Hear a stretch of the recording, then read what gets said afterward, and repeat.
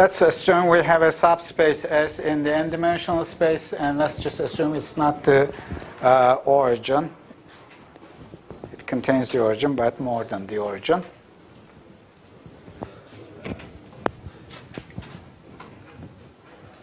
How do we define a basis? It's a collection of linearly independent vectors whose span actually equals S. That's the definition of a basis. A collection of vectors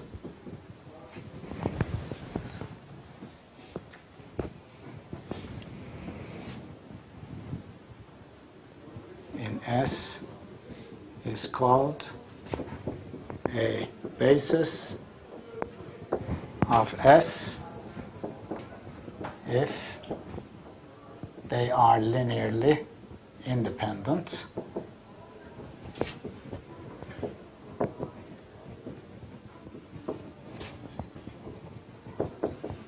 and their span equals S.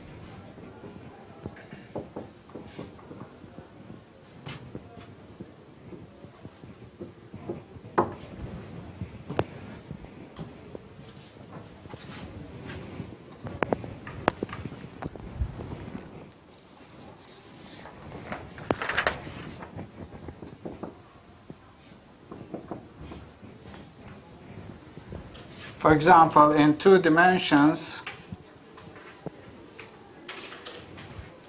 if your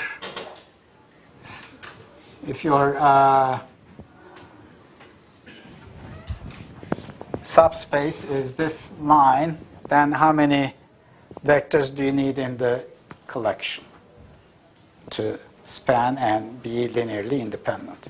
You just need 1. Yes, you just need 1. Because if you have a single vector which points this way, for example, if you take any linear combination of that, including 0, you get the span of the entire set. Okay? So, if R2 is your set,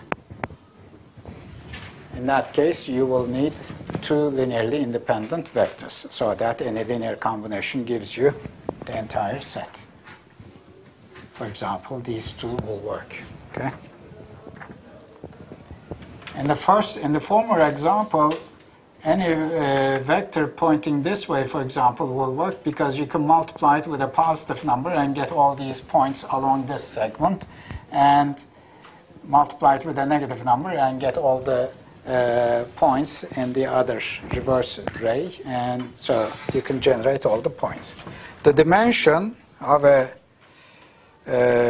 subspace S is the following. Every basis of a subspace S in Rn has the same number of linearly independent vectors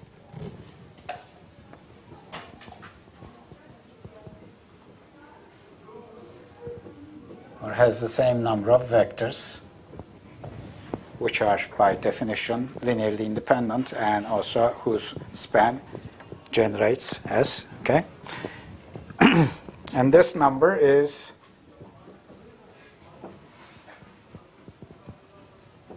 called the dimension of S.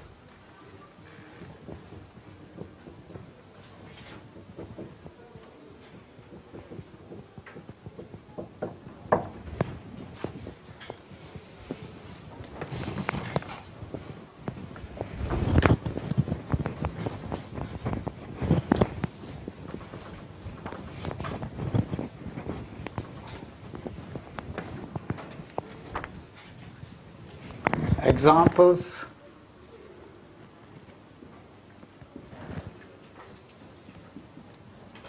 The dimension of the subspace Rn. Rn by itself is a subspace. Okay? It's actually a subspace, but it's not a proper subspace. By the way, maybe I forgot to mention,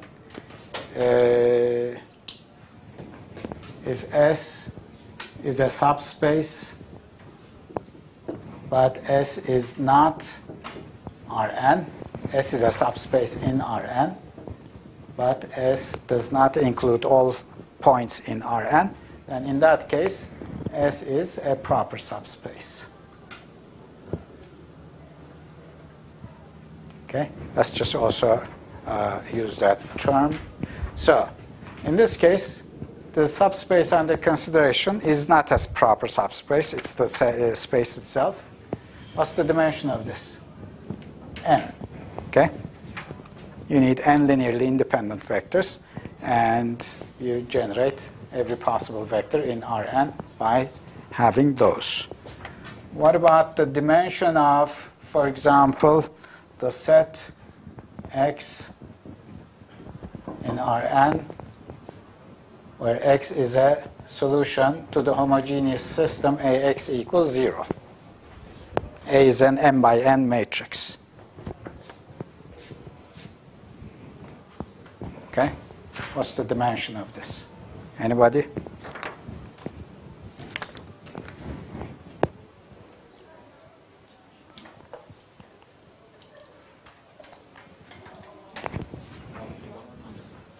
Say that again. 1? No, it's not 1. It's usually more than 1. Pardon? Rank of A? No. It's related to rank of A. N minus rank of A. The dimension of the space minus rank of A. Yeah, that's what it is. Anybody has any idea why? Number of linearly independent dualities. Okay. If you pick, since the rank of A, whatever it is, you can always pick, suppose the rank of A is, say, K, okay? Whatever it is, okay? Assume. So I can pick K linearly independent vectors from out of the columns of A and put the remaining vectors in some submatrix D. So this has K linearly independent vectors from columns of A. I'm partitioning A matrix column-wise with the first K being linearly independent. It's a basis. The remaining ones, n minus K, being the remaining columns. Okay? So when you do this, you can partition AX in the following way. So you've got B and D in partitioned form. You also partition your X vector accordingly. You put the variables Xj associated with the columns in B at the front. So XB has K components. And then you take the other ones and put them in XD.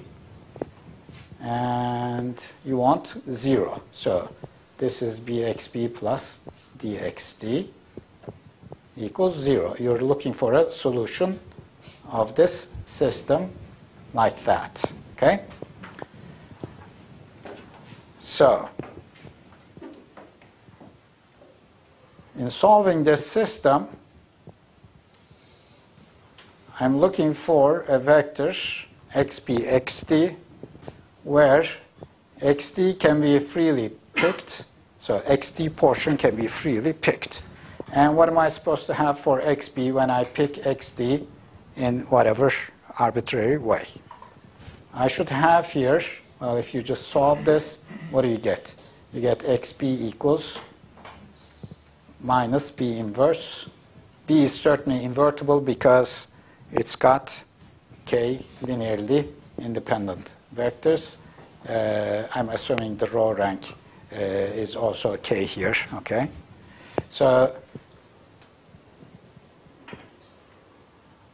you've got that. So if you put minus B inverse dxd for whatever, xd is free here, whatever it is, okay? So this will surely involve or will give you 0 because b times minus b inverse dxt will output dxt minus dxt plus dxt will give you 0. Okay? So here xt's are being freely chosen. So the set under consideration S in this case is the kinds of vectors, say xp, xt, in n dimension, where xp is defined by b inverse minus b inverse dxt.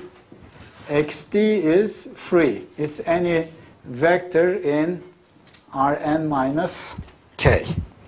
Okay, xt has n minus k components in it. So for this reason, this part is the free part. This part is a priori determined by your choice. And what is the dimension of this? N minus k, which is what we have. Okay, so it makes sense. Okay, what about the dimension of the set consisting of 0 only? The origin. Not 0, but the origin. 0, right? The dimension is 0.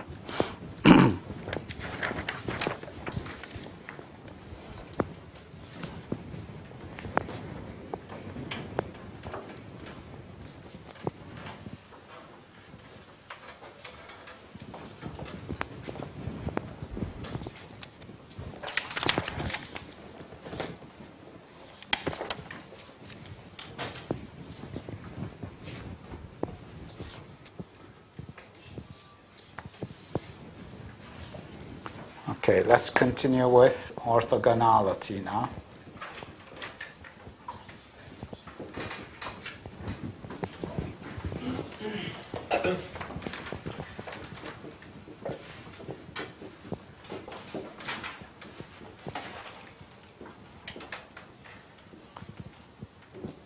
If you have two points in n-dimensional space, we say x is orthogonal to y, or y is orthogonal to x, it's symmetric, if their dot product is 0.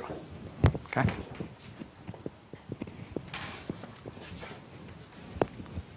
And the origin is orthogonal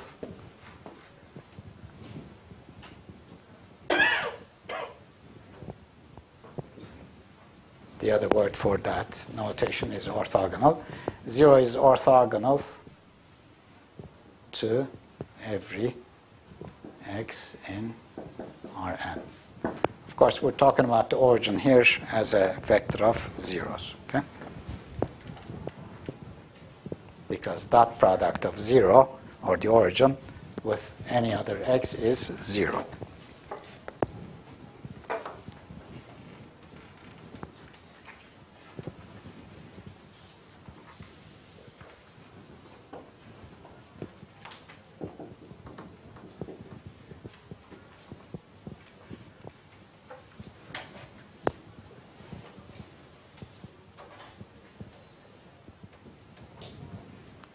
A point x or a vector x is orthogonal to a subspace S in Rn if x is orthogonal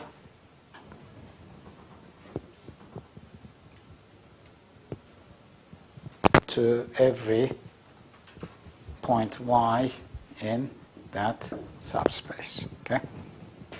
So point-to subspace orthogonality is defined by point-to-point orthogonality.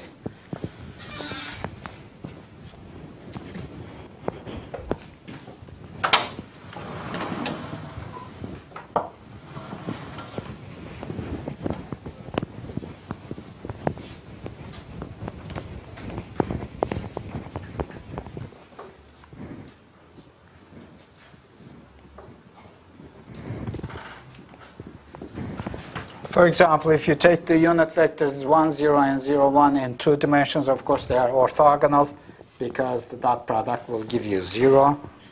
And another example if you have, for example, a hyperplane like this with normal 1, 1. So these are the points 1, 0, 0, 1. And if you pick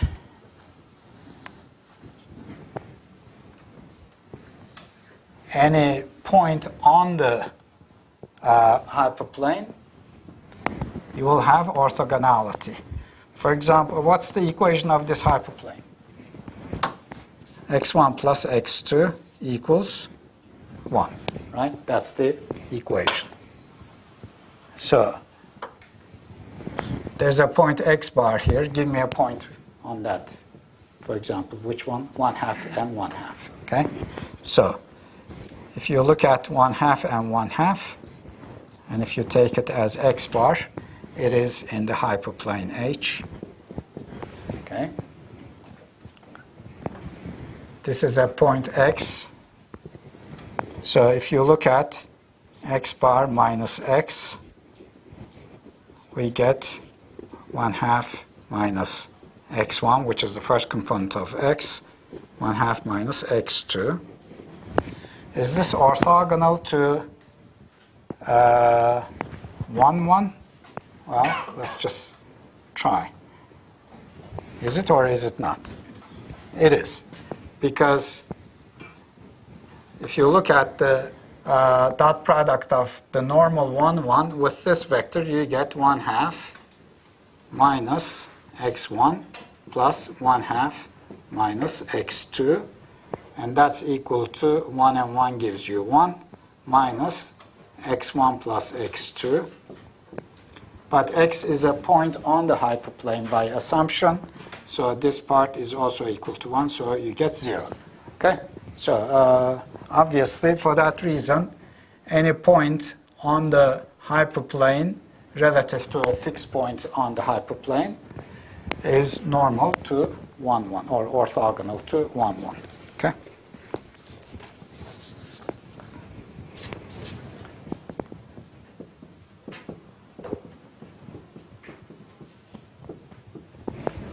If the dot product between 2 points x and y is less than 0, then the angle between x and y is greater than 90 degrees. Yeah. And if it is the other way around, then the angle between x and y is less than 90 degrees. Because x transpose y is defined by the norm of x, norm of y, times, was it cosine theta? Yeah, it was cosine theta. I forgot, but anyway, for that reason,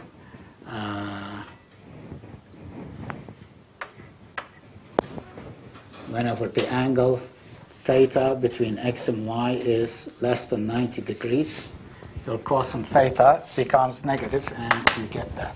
Okay? Norm is always positive. Norm times a negative number. In the other case, you get, which one am I? Well, sorry. We are here.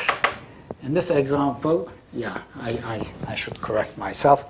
Whenever the angle is less than 90 degrees, then you get a positive number for this, I guess. You know, this was from a long time ago. I don't quite remember, but it should be the case. So for that reason, you get this positive number. In the other case, you get negative, apparently. Okay?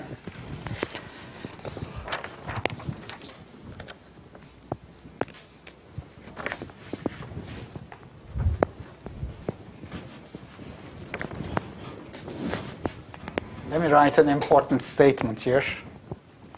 If S is a proper subspace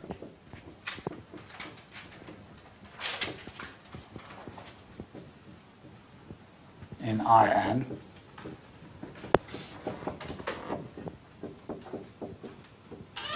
meaning that S is not equal to Rn.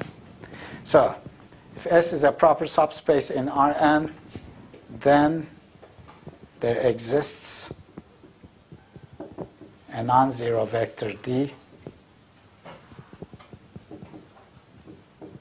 in Rn, which is orthogonal to this subspace.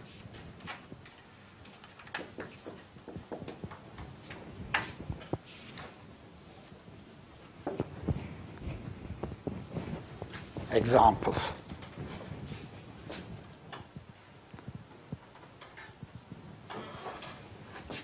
Well, before the example, let me also give you the following relationship. If the dimension of the subspace S is, say, M, which is, because it's a proper subspace, it should be less than N, okay? Then there exists N minus M linearly independent vectors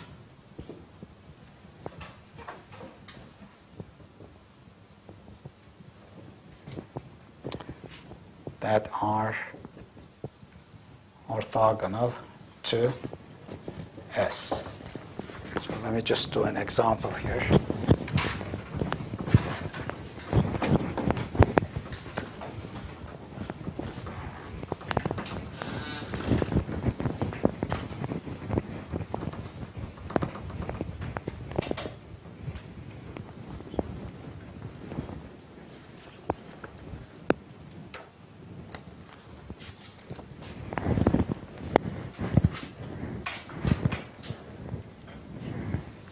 So we are in 2 dimensions, and we have a hyperplane. That's your set S, your subspace S.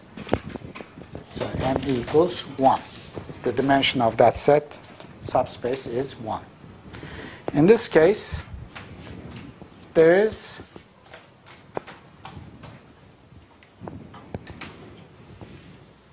exists only one D up to a positive or up to a constant. Okay, you can have a multiplier in front of it other than 0. So D is orthogonal to this space. Okay. Well, let's take the same example in 3 dimensions. So we've got the same hyperplane. That's your S. This time we're in 3-dimensional space, so M is still equal to 1. Of course, in this case, I've got one like that, the other one going upwards. Okay, I can find 2 in this case. N minus M is 2. And this is orthogonal, say D1. This is a 3-dimensional vector, and this is D2. This is also orthogonal. Okay? It's going, it's going outside of the board. Okay? I don't know if the picture really illustrates that. Yeah, it does illustrate that. Okay? So if you have a line in 3 dimensions, you can always find 2 vectors that are each orthogonal to S. Okay?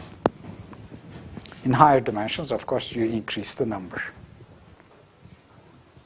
Does that make sense? Some of you seem to be a little bit perplexed, but nevertheless, I think you can convince yourselves later. Yeah.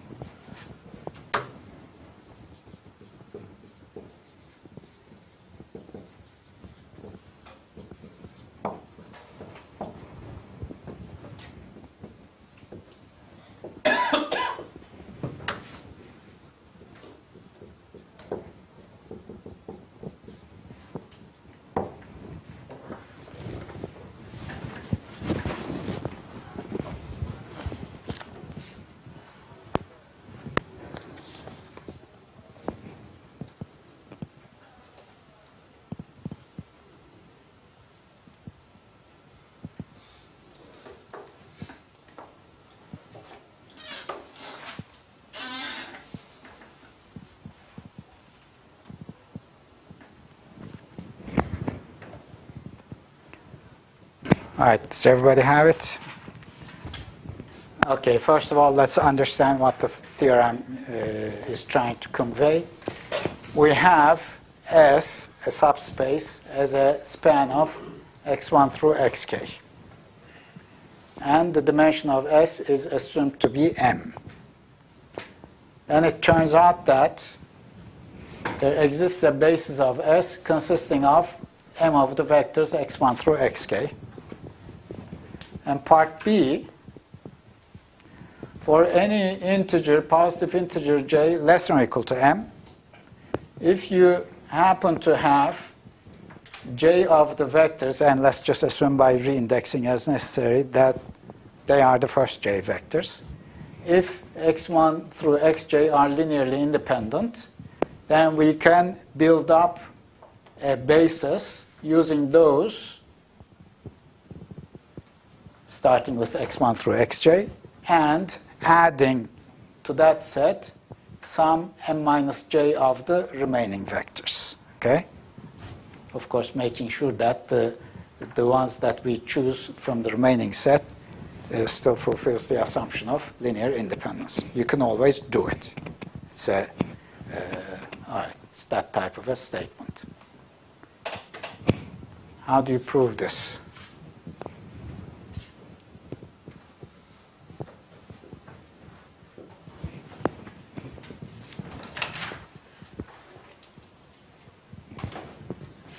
Well, first of all, part A is a special case of part B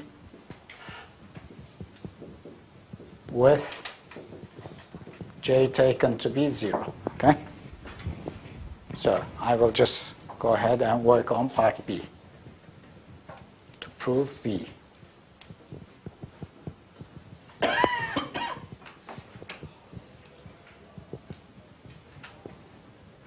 So let x1 through xj be linearly independent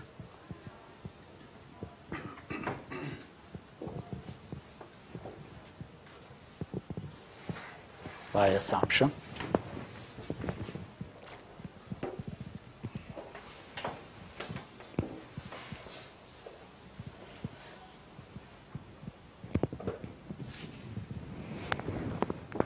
If any of the vectors in the remaining set, xj plus 1 to the last one, if any of the vectors xj plus 1 to xk is linearly dependent on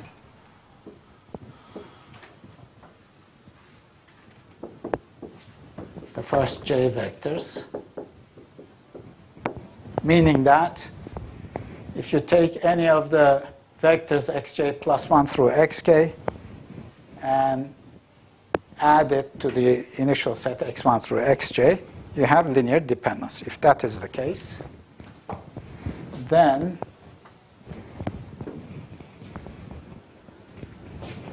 the span of x1 through xj is the same as the span of the entire set. So if any of the remaining vectors, when adjoint to the initial set of j vectors, happens to be linearly dependent, in that case, of course, the span of x1 through xj is the same as the span of x1 through xk. You cannot generate something new anymore. Okay?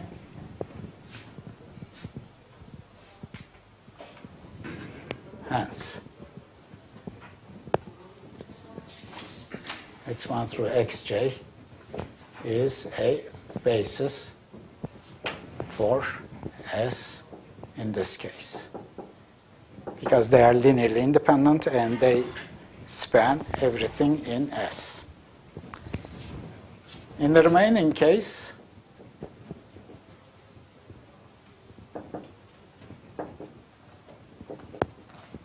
there is a vector in the remaining set, xj plus 1 through xk, which when adjoint to the initial set x1 through xj, preserves linear independency. Okay?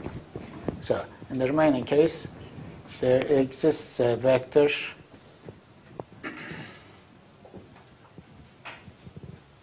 in the set consisting of xj plus 1 through xk such that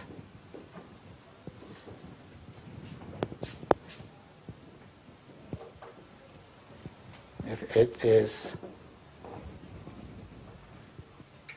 adjoint to the set x1 through xj, linear independence is preserved or maintained. Okay? So you've got one more additional vector adjoint to the initial set, and you still have linear independence.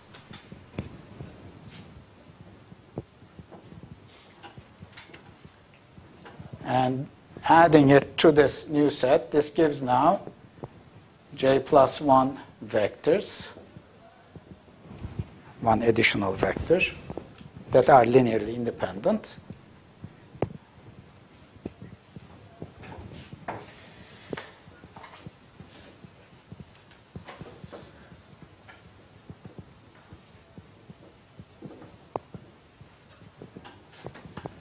Which brings us, of course, back to the same situation, except that j is incremented by 1 now. Okay? So you argue again, either the set of j plus 1 vectors on hand, they are linearly independent, and adding a new one to them will not preserve linear independence, or you just add one more. So you keep going. And so that does the job. Okay? You just use the same argument repeatedly until you finally end up with the former situation. An addition of new one will not preserve linear independence, in which case you already have obtained your span. Okay?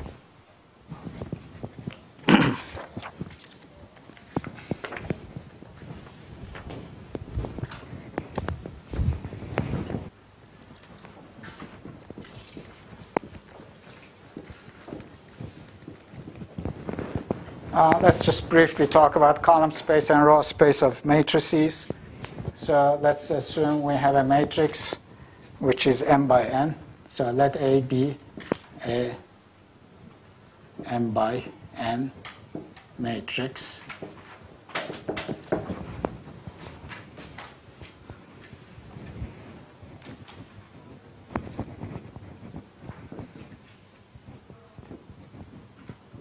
Column space of A is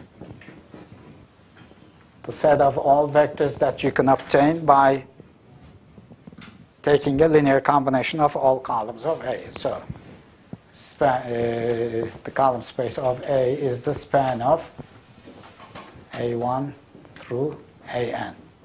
Remember, I used this notation before. AJ, A sub j, stands for the jth column of A. We did use that, didn't we? We did, yes, yes.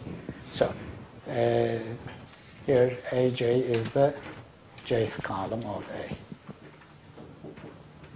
Okay, just for refreshing your memory. All right, that's the column space. What's the row space? It's the same, except that now you have the span of the rows. A super 1 stands for the first row, so on and so forth. You've got m such rows. So you are looking at the span of these vectors.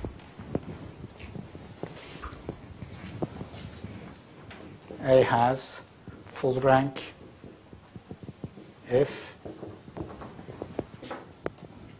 the rank of A is the minimum of m or n. So either the row rank determines the rank of A, or, well, no, I didn't mean that. If, for example, the minimum of M in N happens to be, say, M, then rank of A equals M means you have full rank. The M rows under consideration, they are linearly independent. Okay? Similarly for the other case.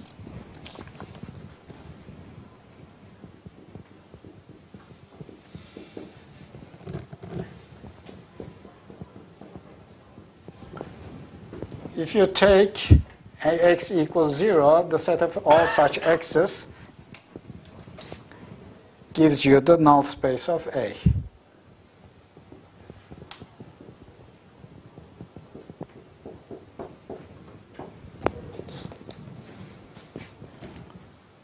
The dimension of the null space of A is how much? N minus rank of A. Okay?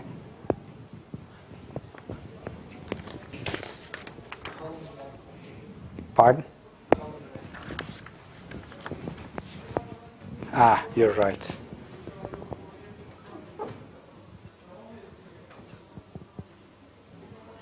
Yeah, it should be the column rank of A. Yeah.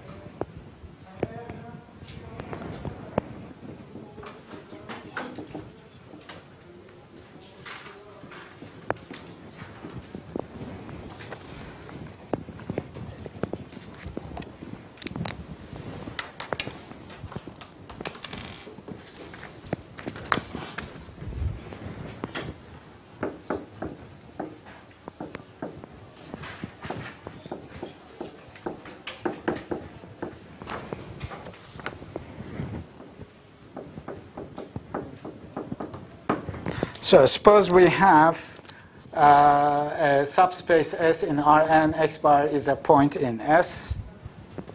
Affine subspace and subspace, they are essentially the same things, except that as an affine subspace does not have to contain the origin. Okay? It's transformed by a constant vector. The origin is actually transformed by a constant vector. In this case, it will be X bar. So let's define the set denoted by S plus X bar. This is the name of a set. It consists of all points X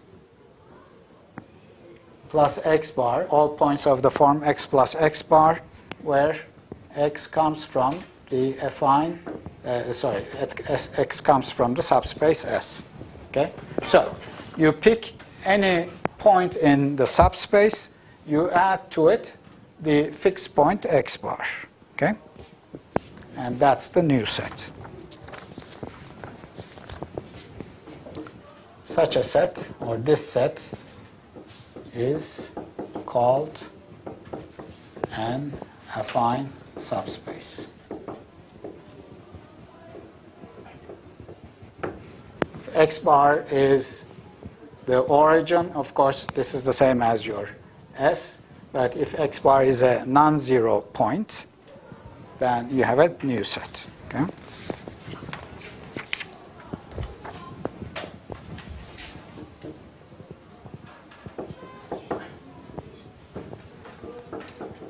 This new set, S plus X bar, may or may not be a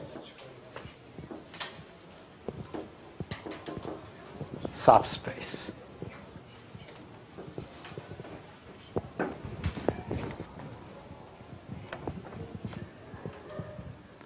As the origin is not necessarily in the new set. We define the dimension of S plus X bar as the same as the dimension of S. So the dimension of S is defined in a certain way. What was it?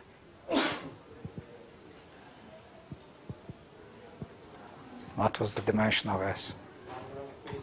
the number of linearly independent vectors that generates every point in S, right? And you define the affine subspace obtained from S via translation by X bar in the same way, or you just define it to be the dimension of the associated subspace. Do we have a few minutes? Let me give you an example.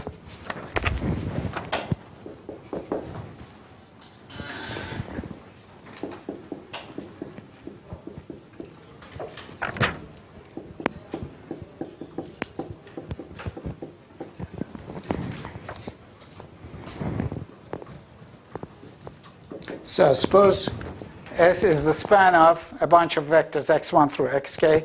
In this case, the dimension of S plus x bar is, by definition, the dimension of S. And for this reason, it's the maximum number of linearly independent vectors in the collection x1 through xk.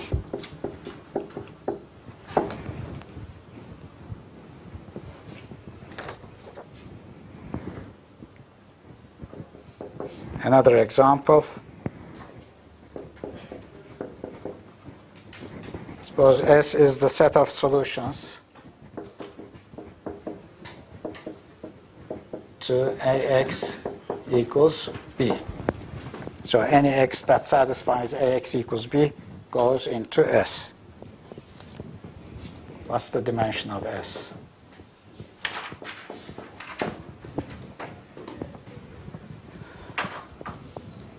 So to answer that, I'm going to pick some point which is a solution to AX equals B. So X bar is in S. Then a point X is in S if and only if AX equals AX bar, because AX bar equals B, which is true if and only if A times X minus X bar is equal to 0, which is true if and only if X minus X bar is in the set S prime, which is the set of solutions to AY equals 0. So S prime is the set of solutions to the homogeneous system AY equals 0. Okay? This is the null space of the matrix A. Okay? For this reason,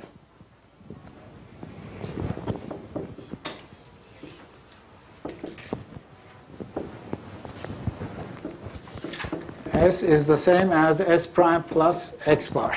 So the set of solutions to AX equals B is obtained from S prime in this way.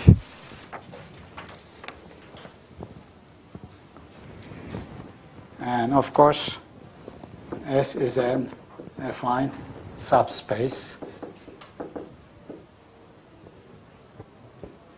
as S prime is a subspace. The solution set to a homogeneous system is always a subspace. Okay? So the dimension of S is the same as the dimension of S prime, which is, of course, equal to